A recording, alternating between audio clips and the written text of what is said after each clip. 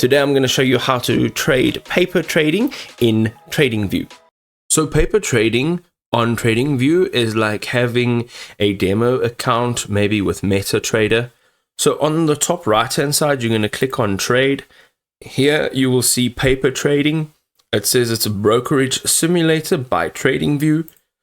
Go ahead, click on this, click on connect. You will see on the right hand side, your panel has now just populated.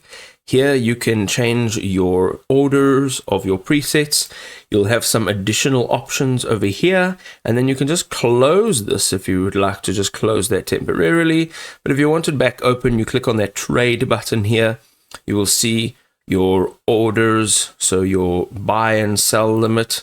Here you will see current price, and as you go down, you will be able to see your take profit, your stop loss, and then your extra settings, so your time in force, your leverage, your tick value, and then your trade value over here. So if you go down and you click on this, you will see it says buy. If you want to sell, you're going to go ahead and click on sell, and you can create orders directly from here.